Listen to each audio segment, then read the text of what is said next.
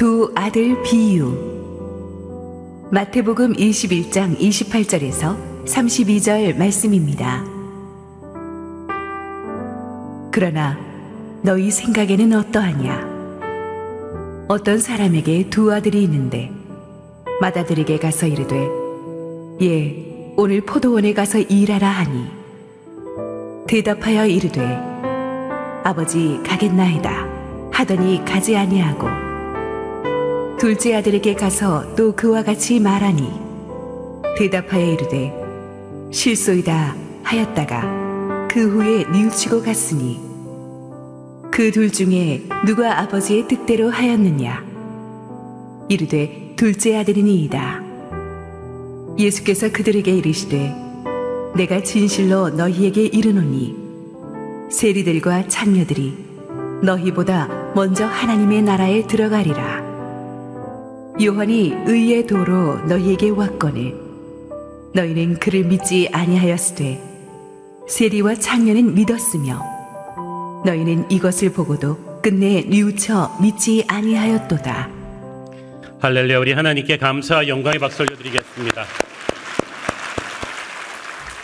우리 축복된 가정주일입니다. 우리 함께 기도하시고 말씀 보겠습니다.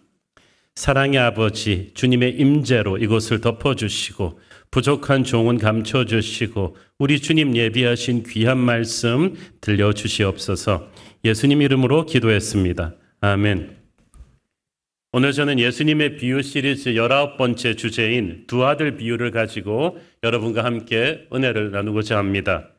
예수님이 여러 가지 비유 시리즈를 말씀하셨는데 그 중에서는 지난주 다루었던 선한 사마리아인의 비유처럼 어떤 특별한 상황에서 종교 지도자들의 도전적인 질문을 받으신 뒤에 거기에 대한 대답을 이렇게 은유적인 비유로 하신 경우가 많이 있습니다.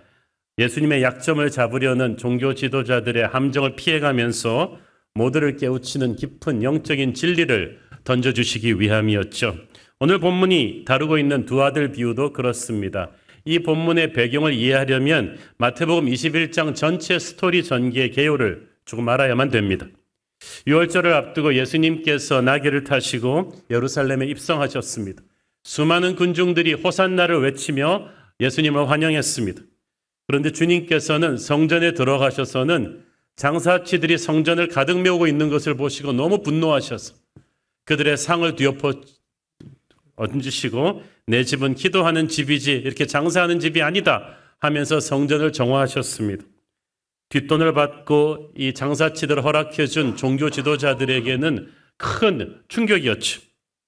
그리고 예수님은 가는 곳마다 말씀을 전하시고 병을 고치시고 귀신을 쫓아내시며 천국 복음을 전하셨는데 지난 수백 년간 종교 지도자들이 말씀을 가르칠 때는 아무 반응도 없던 군중들이 예수님에게는 폭발적으로 반응했습니다. 가는 곳마다 군중들이 모였고 회개하고 영혼이 변하는 역사가 일어났어요. 이걸 보면서 종교 지도자들은 충격을 받았습니다. 종교 지도자들이 누굽니까? 대제사장, 서기관, 장로들인데 좋은 집안에서 태어나가지고 어렸을 때부터 율법을 암송하고 여러 가지 까다로운 예배의식을 몸에 익혔던 사람들이었어요. 그래서 모든 백성들은 예배와 신앙생활에 있어서는 이 종교 지도자들의 가르침을 받아야만 했어요. 그들의 권위는 절대적이었습니다. 그런데 어느 날 갑자기 혜성처럼 나사렛에서 온 예수가 등장했습니다. 그를 향한 군중의 반응은 상상을 초월했습니다. 모두가 예수님을 메시아로 생각하고 열광했어요. 그러니까 종교 지도자들은 지난 수백 년 동안 종교 지도자로 군림해온 그들의 아성이 송두리째 흔들리는 것을 느꼈어요. 위기감을 느낀 그들이 예수님에게 몰려와서 아주 도전적인 질문을 던졌습니다. 마태복음 21장 23절. 예수께서 성전에 들어가 가르치실 때 대제사장들과 백성의 장로들이 나와 이르되 네가 무슨 권위로 이런 일을 하느냐? 또 누가 이 권위를 주었느냐? 무슨 권위로 이런 말을 하느냐는 것은 누구 허락받고 네가 성전에서 장사치들을 몰아내고 병을 고치고 이상한 교리를 가르치고 왜 이렇게 하느냐고 예수님에게 따진 거예요. 이들이 예수님의 권위를 따진 첫 번째 이유는 우리는 네 권위를 인정할 수 없다는 거죠. 반역의 영입니다. 우리는 반역의 영이 지배하는 시대에 살고 있어요. 모든 권위에 도전하는 것이 우리가 사는 시대 정신이 되었습니다. 요즘 부모의 권위, 스승의 권위, 대통령의 권위, 사장의 권위, 사법부의 권위는 없습니다. 모든 권위에 대적하고 거역하는 것이 시대적인 분위기가 되어버렸어요. 많은 사람들이 권위를 불편하게 생각합니다. 권위가 없는 세상에 살았으면 좋겠다고 합니다. 하지만 우리가 명백하게 해야 될 것은 권위를 남용하는 권위주의가 나쁜 거지 권위 자체가 나쁜 것은 아닙니다. 그런데 사람들이 권위주의에 대해서 입은 상처 때문에 권위를 부인하는데 권위를 부인하게 되면 세상이 무너져요. 예를 들어서 교통경찰의 권위가 무너지게 되면 사람들이 마음 놓고 음주운전하겠죠. 마음 놓고 빨간불 그냥 무시하고 지나가겠죠. 사방에서 사고가 일어날 거예요. 그런 세상에서 불안해서 어떻게 살겠습니까? 권위가 무너진다는 건 그런 거예요. 질서가 무너지는 거예요. 가장 무서운 것이 하나님의 권위를 인정하지 않는 불신앙인데 하나님의 권위를 인정하지 않으면 삶 전체가 무너져 내릴 것입니다. 마귀가 하나님의 권위를 대적하는 반역의 영입니다. 인간이 죄를 지었을 때 우리의 영혼에 그 반역의 영이 우리의 죄성과 함께 묻어 들어왔어요. 그래서 우리가 이 거역의 영이 우리 안에 있는 거예요. 사람들이 음란을 행하고 서로 미워하고 도둑질하고 죽이고 하는 모든 죄의 행위들은 이 반역의 영에서부터 비롯된 것입니다. 모든 선과 정의의 근원이신 하나님의 권위를 부인하고 나니까 삶의 질서 자체가 지금 무너져 내려 있는 거예요. 본문의 종교 지도자들은 신앙 경력이 오래되고 자기들이 영적인 지도자라고 했지만 그들의 영혼은 몹시 불안했습니다.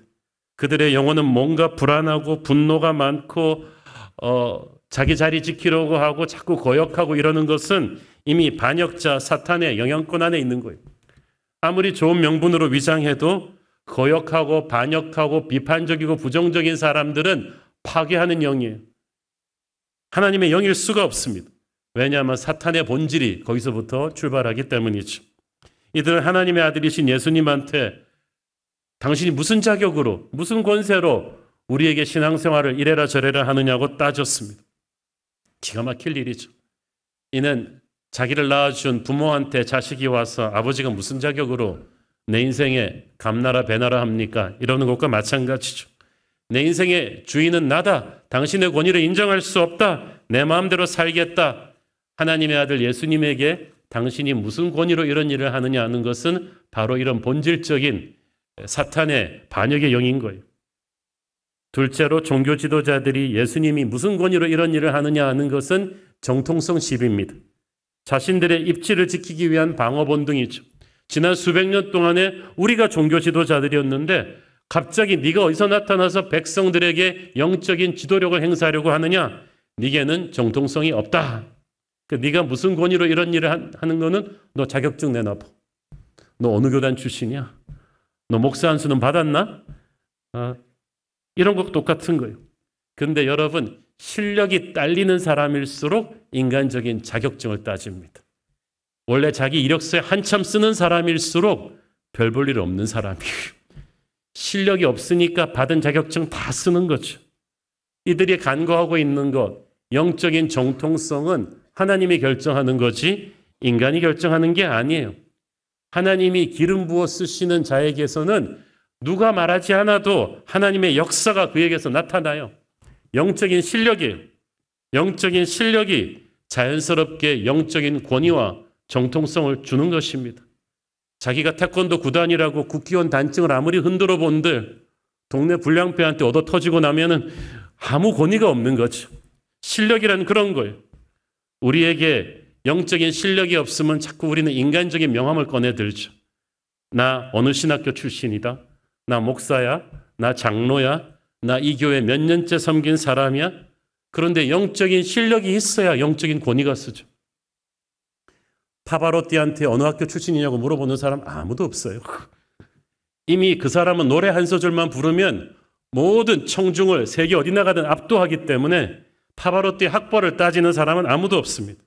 영적인 실력이란 그런 거예요. 인간적인 명함이 필요 없어요. 예수님이 그러셨어요. 예수님의 설교, 예수님의 행하시는 일 한 번만 보면 하나님의 사람이다, 하나님의 아들이라는 것을 누구나 느낄 수가 있었죠. 근데 종교 지도자들은 그걸 느끼면서도 인정하지 못했어요. 왜냐하면 인정하고 나면 자기를 부인해야 되거든요. 자기 입지가 송두리째 흔들리니까 예수님의 권위를 인정할 수가 없었던 거예요. 셋째로, 그렇기 때문에 그들은 영적으로 무지했어요. 모든 권위의 근원이신, 성전의 주인이신, 말씀의 근원이신 하나님의 아들이 바로 눈앞에 있는 예수님이신데 알아보질 못했어요. 한심하지 않습니까? 평생 율법을 공부하고 성전에서 제사 지내던 사람들이 어찌 그리 영적으로 무지할 수 있습니까?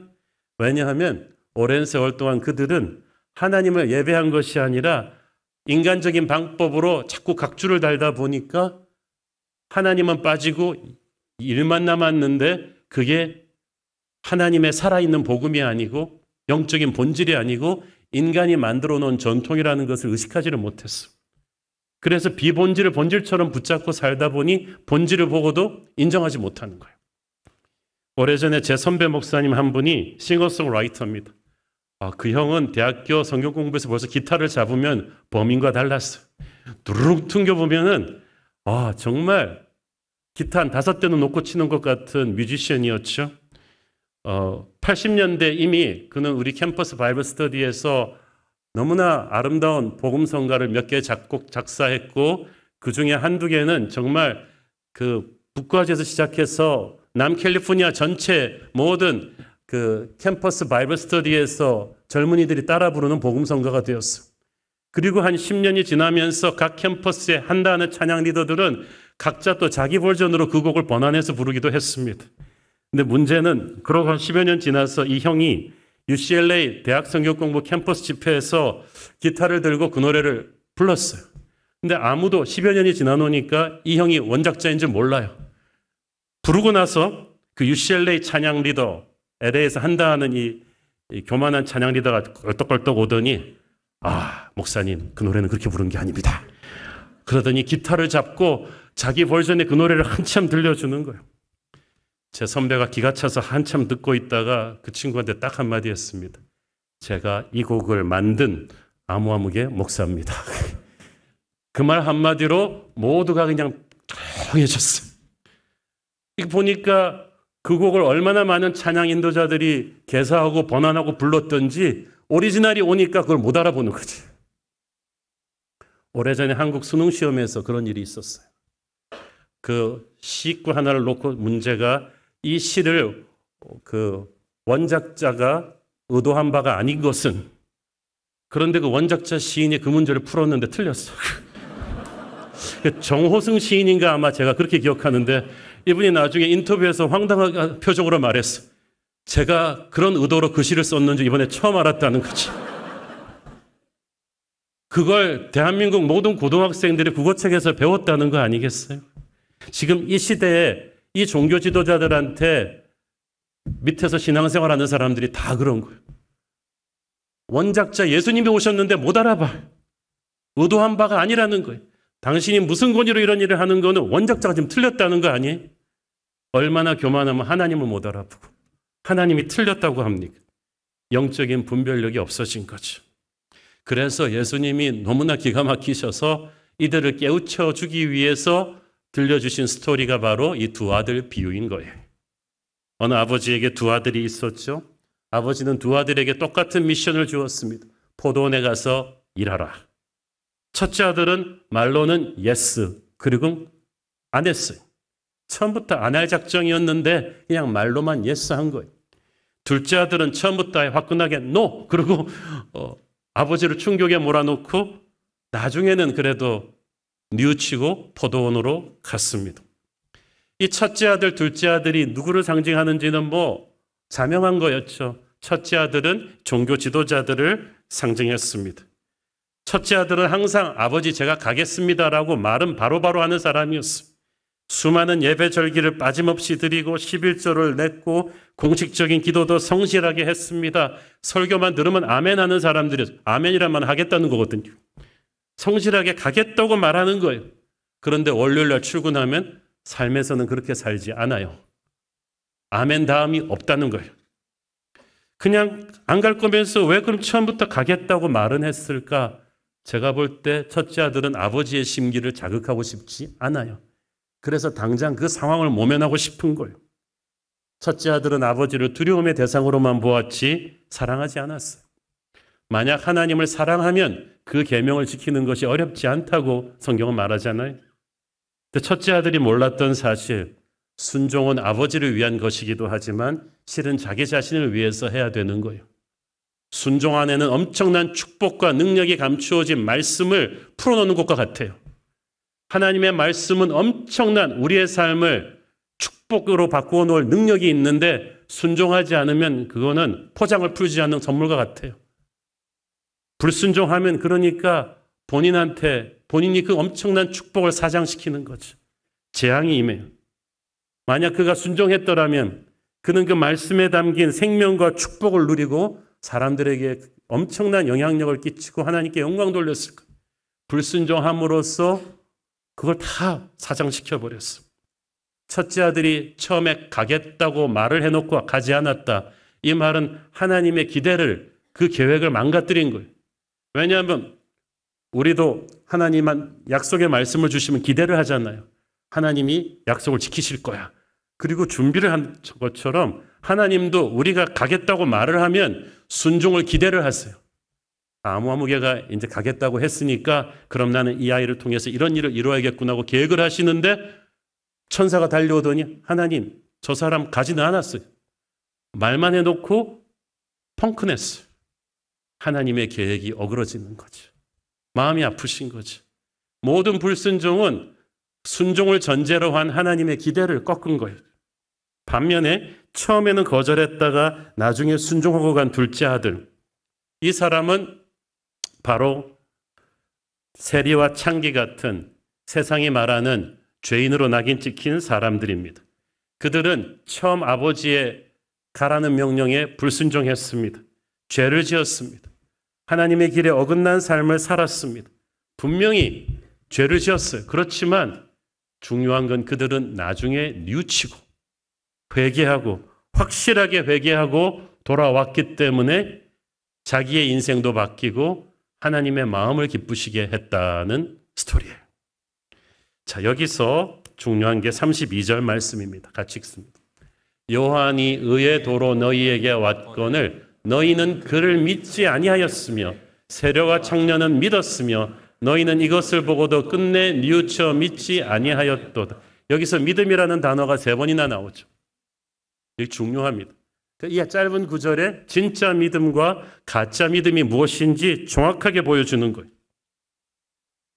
끝내 뉘우쳐 믿지 않는, 즉 회개하지 않는 믿음은 진짜 믿음이 아닙니다. 그런데 뉘우쳐 회개하는 믿음은 진짜 믿음이에요. 그 말은 무슨 말이냐? 참된 믿음은 진실한 회개로 시작되는 것이다. 거꾸로 말하면 진실한 회개로 시작되지 않는 믿음은 믿음이 아니라는 거야. 내가 아버지께 죄를 지었습니다. 잘못했습니다. 오직 십자가의 은혜로 나를 용서해 주십시오. 라고 겸손히 무릎 꿇을 때 아버지는 그에게 2번째 기회를 주시는 것입니다. 종교 지도자들에게 이게 없는 거예요. 반면 세리와 창녀들은 처음에 분명히 불순종의 죄를 지었죠. 아버지의 가슴에 못을 박고 그리고 도망가버린 탕자처럼 그렇게 죄를 지었죠. 그러나 중요한 건 그들이 제대로 진실하게 회개하고 돌아왔다는 거죠. 여러분의 과거가 어땠든지 간에 회개가 진실하다면 하나님은 새로운 길을 열어주실 것입니다. 요한일서 1장 9절, 만일 우리가 우리 죄를 자백하면 그는 미쁘시고 의로우사 우리 죄를 사하시며 우리를 모든 불의에서 깨끗하게 하실 것이요. 깨끗하게 하신 것은 자유케 한다는 말과 똑같아요. 더 이상 사탄이 너를 죄의 노예로 삼지 못하도록 자유를 줄 것이다. 너는 자유의 날개로 새로운 인생을 살 수 있다는 거예요.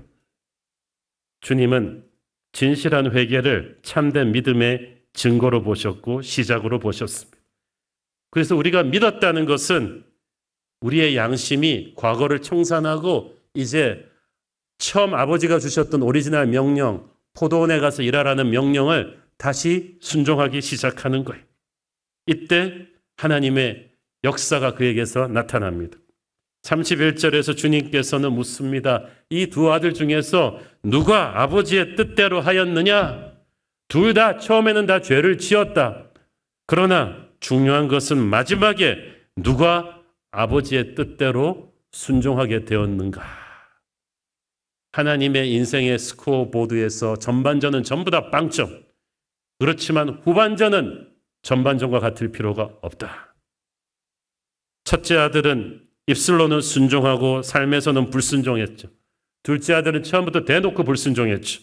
둘 다 아버지 마음을 아프게 했는데 누가 후반전에서 진실하게 회개하고 순종의 길로 돌아섰느냐? 거기서부터 역사가 바뀐다는 거죠.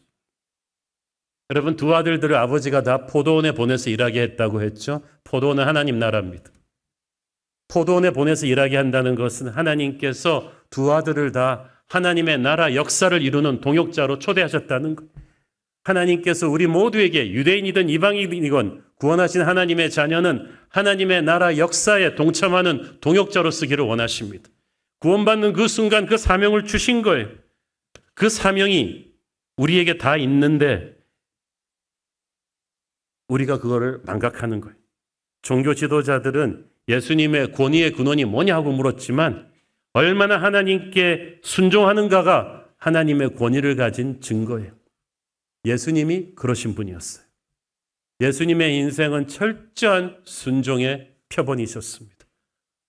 지상에서 가장 큰 능력을 가지신 분이 철저하게 아버지의 뜻에 자기를 복종시켰어요. 그는 첫 아들처럼 순종하겠다고 말만 해놓고 안 하는 사람도 아니었고 둘째 아들처럼 처음부터 대놓고 불순종하는 사람도 아니고 처음부터 끝까지 아버지의 뜻에 자기를 맞춘 분이었습니다. 순종하는 사람은 예수님 같습니다. 자기 권리 주장하지 않고 자기 자리, 자기가 받아야 될 대접을 주장하지 않아요. 우리는 하나님의 일을 하면서도 어느 정도 대접받기를 원하고 그걸 원하잖아요. 그런데 주님은 아니에요. 하나님의 아들이시면서도 하나님의 아들 대우받기 원치 않으셨어요. 어젠가 그젠가 우리 영국에서 국왕 대관식이 있었잖아요. 한 나라의 국왕의 대관식도 그렇게 화려한데 하나님의 아들이 얼마나 겸손하게 이 땅에 오셨습니까?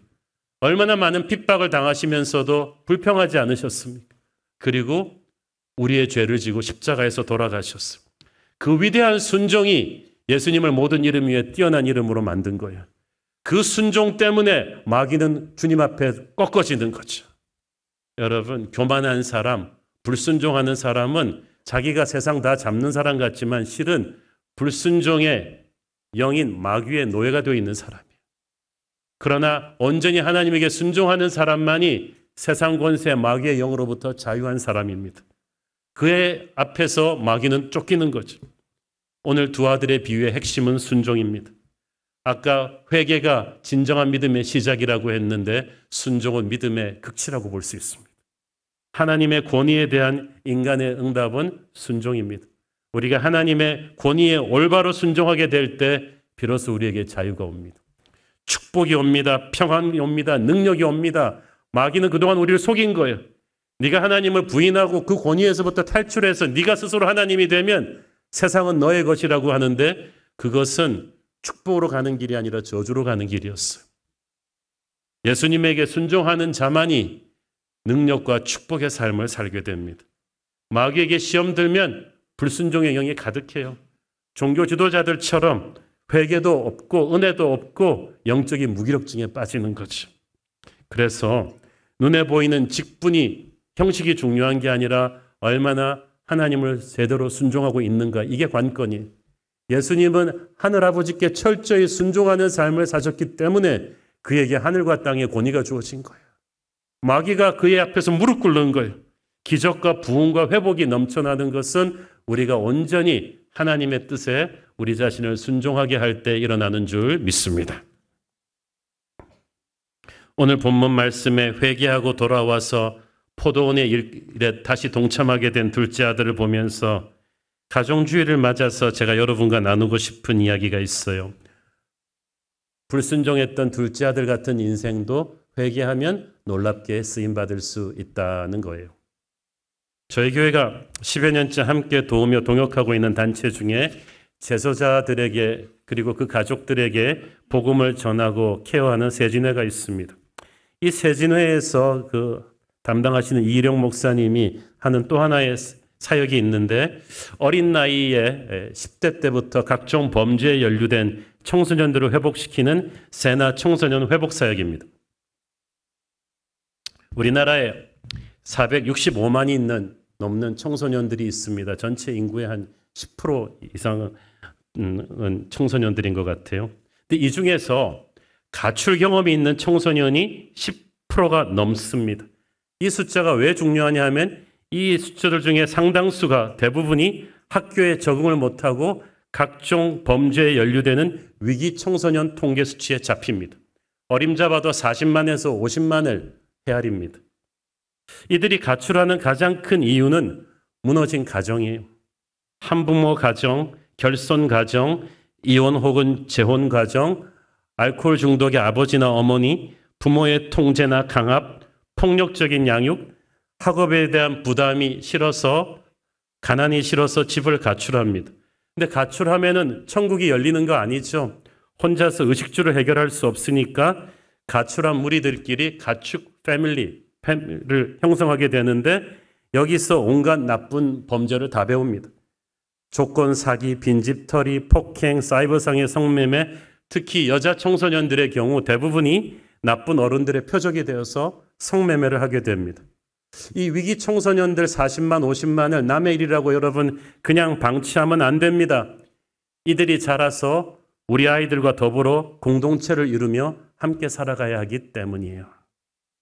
이들 소년범들의 67% 이상이 성인범으로 발전하는데 조두순, 유영철, 신창원 같은 우리 사회를 충격에 빠뜨린 그 사람들이 다 소년범 출신이었다가 성인범이 된 경우예요.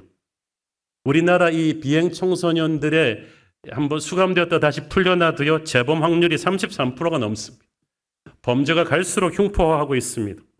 그래서 이제 세나 회복 사역이 필요한데 이 아이들이 대부분 엮이는 가정 출신이에요. 그냥 집으로 돌려보내면 그 집안 환경에서 또다시 가출하게 돼 있어요. 그렇다고 그냥 방치해두면 나쁜 성인 범죄자들의 하수인이 돼서 여자아이들은 대부분 성매매로 가고 남자아이들은 범죄 집단의 조직원이 되죠. 그래서 보호력을 갖고 범죄와 단절할 수 있는 환경에 있어야 하는데 그래서 세나 청소년 회복센터 같은 게 필요한 거예요. 이곳에서는 복음 제시하고 재범 방지를 목표로 하는데 목사님 말씀이 예배가 최고의 복지입니다, 목사님. 그래서 정기적인 주일 예배, 수요 예배하고 매일 기도와 성경 읽기를 가르치고 성경적인 상담도 받고 복음 캠프도 하고 중요한 거는 좋은 어른들의 멘토링을 받는 거예요. 이 아이들에게 있어서는 나쁜 어른들에게서 짓밟힌 그 어린 시절에 그래서 어른들에 대한 불신이 있기 때문에 그래서 우리 성도들이 많이 가서 돕거든요. 이전 모습과 작별하게 하기 위해서 생활보호지도사에 24시간 보호감호와 밥상머리 교육을 시켜주는데 범죄 노출 환경 차단을 위해서 핸드폰, 담배, 화장도 안 시킵니다. 이렇게 기본권을 제공해주는 집과 일자리가 있을 경우 재범 확률은 60% 이상이 재범하지 않습니다. 애들이 이제 자립해야 되니까 제빵 기술과 커피 바리스타 훈련도 시키고 반려견과 주인들을 위한 펫카페를 운영할 수 있도록 그 펫카페 운영법도 가르치면서 이제 자립을 준비합니다. 무엇보다도 검정고시반, 학력반을 해서 일단 중학교, 고등학교 졸업장은 따야죠, 한국에서. 기본 학력을 갖추게 하는데 몇 주 전에 여러분이 기부해 주신 7,000권 도서 중에 상당 부분이 이 세나 청소년 회복센터 도서관으로 갔습니다. 제가 처음에 거길 가보니까 애들 도서관이 이 책이라고는 말할 수 없을 정도로 열악해서 이걸 책을 좀 줘야겠다고 이렇게 생각을 하게 되었어요. 여러분, 우리 교회가 재정적, 인적 자원을 기도하며 지원해 주면 인생이 변합니다. 한 예로 우리 경민이라는 학생이 있었어요. 물론 가명입니다. 여학생인데. 이 아이가 13살 가출 후에 수원역을 배회하다가 한 중년 남자가 접근해 왔는데 이 나쁜 인간입니다. 이 아이가 4년 동안 이 사람의 성적 놀이개가 되어서 온갖 학대를 당하다가 세나 청소년 회복센터에 입소했습니다. 얼마나 교묘하게 이 아이를 학대하면서 붙잡고 있는지, 그래서 우리 교회 검찰 출신의 장로 변호사님의 도움으로 이 사람을 고소했어요. 이 아이들의 문제가 너무 애들이 열악한 환경이니까 변호사 살 돈이 없어서 누구도 이 아이들을 변호해 주지 못하고 함부로 대하는 거예요. 가해자들이 이걸 알아요. 그런데 우리 검찰 출신 변호사 장로님의 명함만 딱 들고 있어도 움찔하는 거죠. 그래서 다행히 이 아이를 자유케 할 수 있었어요. 그 후 법원 심리 과정에서 이 생전 처음 이 따뜻한 어른의 도움을 받고 감격해서 경민이가 마음을 고쳐먹죠. 17살 나이로 검정고시를 준비해서 대학에 들어갔어요. 장학생으로 지금 학교 생활 잘하고 있는데, 우리 교회가 조금만 노력하면, 어른들이 다 나쁜 사람이 아니라는 걸 보여주면 절망에서 소망으로 바꿀 수가 있습니다. 이 세나 청소년 사역을 하면 하시는 말씀들이 있습니다. 우리 성도들 가셔서 아이들 이제 돌보는 모습인데, 왜 가해자를 돕느냐? 피해자를 도와야지. 그런데 여러분, 이 아이들 태어나면서부터 악인들 아니었어요. 이 아이들이 그런 형편없는 가정을 선택하지 않았습니다. 어른들의 잘못으로 인생 출발선이 한참 뒤로 물려진 것뿐이죠. 이들 위기 청소년들도 하나님의 자녀죠. 우리가 가정주의를 맞아서 우리 아이들은 학원도 보내고 해외 연수도 시키고 어학 공부도 시키고 유학도 보내잖아요. 그렇지만 그러면 뭐합니까? 이 위기 청소년 아이들 40만 50만 분노와 증오로 점철된 이 아이들이 같은 시대를 살아갈 텐데, 자기 자식을 잘 되는 것만 기도하지 말고 이 아이들에게도 우리가 하나님의 자녀라는 마음을 생각하고 품고 회복시켜야 될 줄로 믿습니다. 종교 지도자들은 세리 창녀라는 낙인을 찍고 구제불능이라고 사람들을 무시했어요. 그러나 예수님께서는 이들이 출발선이 잘못되었을 뿐이지 회개하고 돌아오면 함께 포도원에서 일할 수 있다. 하나님의 나라 역사에 동참할 동역자들이 될 거라고 하셨습니다. 저는 세나 청소년 회복센터 청소년들을 도우면서 이들을 동정의 대상으로만 보지 않습니다. 이들이 변하면 또 하나님의 손에 놀랍게 쓰임받는 동역자들이 될 것이다 라는 기대가 있습니다. 1950년대에 미국 뉴욕 뒷골목에 니키라는 10대 중남미 청소년이 살았습니다. 이 니키의 어머니는 유명한 그 중남미 지역의 무당이었습니다. 집안이 어땠겠습니까? 어렸을 때부터 집안이 쑥대밭이죠. 길거리의 아이로 자라면서 니키는 어른들에 대한 불신과 사회에 대한 증오와 독기로 무장했습니다.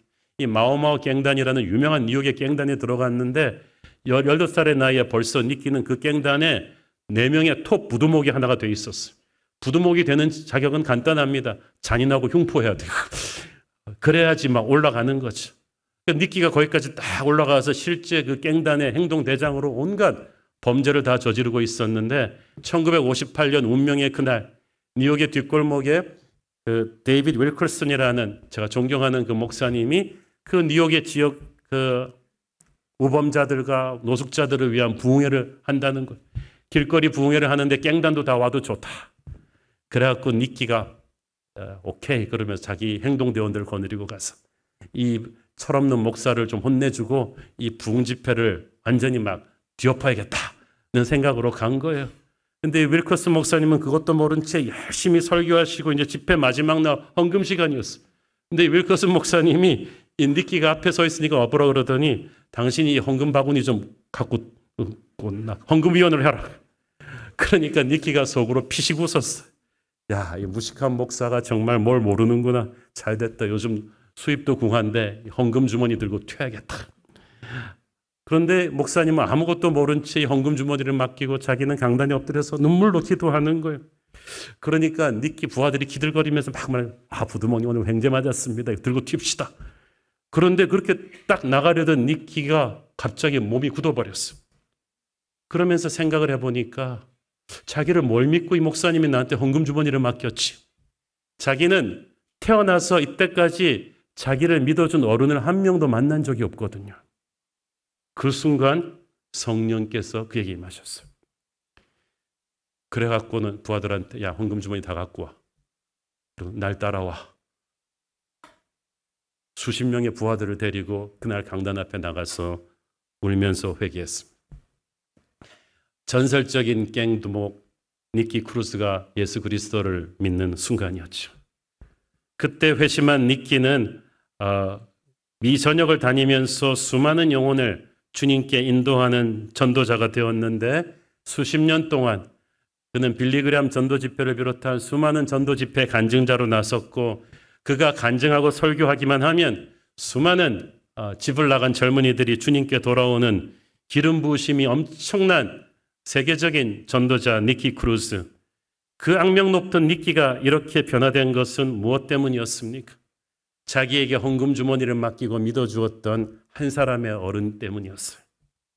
주님은 세리와 창녀들의 죄와 타협하진 않으셨지만 그들이 진심으로 회개하고 돌아왔을 때 그들을 믿어주셨고 그들을 포도원에서 일할 동역자로 세워주셨어요.